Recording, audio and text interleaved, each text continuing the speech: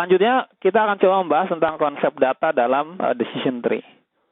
Nah, data seperti biasa dalam kita melakukan data analytics, datanya adalah bentuk tabel dengan punya beberapa kolom yang mewakili atribut dan setiap baris adalah record.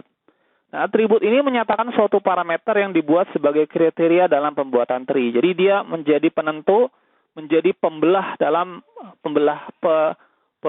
pemisah antara ranting satu dengan ranting yang lain. Dan ini sebagai penentu, menjadi diskriminan, ya. Contoh kalau kita main tenis, kriteria apa yang diperhatikan? Cuaca, angin, temperatur, dan lain-lain. Dan salah satu atribut merupakan atribut yang memang kita ingin ketahui, yaitu adalah target atribut. Kalau ilustrasi yang pertama, kita ingin memprediksi apakah orang itu di tempat ini akan berlangganan atau tidak berlangganan.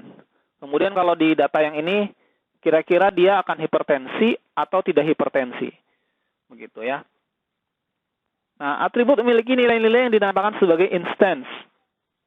Nah, contohnya atribut cuaca, ada cerah, ada berawan, ada hujan. Nah, ini adalah setiap ini mewakili satu sampel atau satu record. Dan ini adalah atribut-atributnya.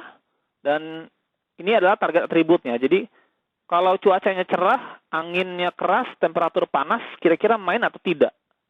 Nanti kita yang prediksi kalau demand cuacanya cerah, anginnya lambat, temperaturnya dingin, maka dia misalnya main. Contoh seperti itu ya. Ini pembagi dalam tabel. Kemudian proses dalam decision tree, sekali lagi, awalnya adalah menjadi model tree. Dan ini kita menggunakan salah satu algoritma yang bisa digunakan adalah ID tree. Kemudian mengubah model tree menjadi rule. Nah, jadi tadi yang if then tadi nih. Yang ini adalah rule-nya ya. Oke, nanti kita masukkan dalam pemrograman dan nanti dia secara otomatis membantu kita memikirkan setelah kita masukkan rule ini. Kemudian kita sederhanakan rule itu menggunakan metode sebuah proses namanya pruning. Oke. Nah, jadi tahapannya begitu ya, mulai dari tabel itu menjadi tree, kemudian dari tree nanti menjadi rule. Nah, kemudian sini ada konsep tentang entropi, tapi mungkin saya tidak akan mendalam di sini. Tapi intinya di sini adalah bahwa kalau datanya terlalu sedikit, itu akan sulit kita membangun modelnya. Oke, tapi juga tidak hanya banyak. Jumlah data yang dia positif dan jumlah data yang negatif juga harus cukup. Harus ya kurang lebih mirip lah begitu ya, tidak terlalu jomplang. Kalau tidak, nanti kita juga susah untuk prediksinya. Contoh, apa jadinya kalau misalnya kita memprediksi dia akan hipertensi atau tidak, tapi isinya iya semua. Tidak akan jadi pohon, karena rantingnya semuanya ke kiri semua, ke iya semua.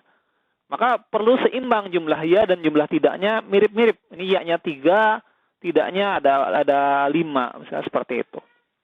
Jadi seperti itu kurang lebih ini harus Anda waspadai ketika mungkin membuat decision tree, kemudian nyari datanya harus cukup seimbang antara jawab yang targetnya iya dan yang target variabelnya tadi, target atributnya iya, target atributnya tidak. Harus cukup seimbang. Dan datanya tadi jangan terlalu sedikit, ya. Kemudian ya ini adalah definisi entropi, cuman ini konsep yang bukan prioritas ya untuk dalam bahasan kali ini. Nanti bisa dijelaskan dalam momen yang lain. Oke.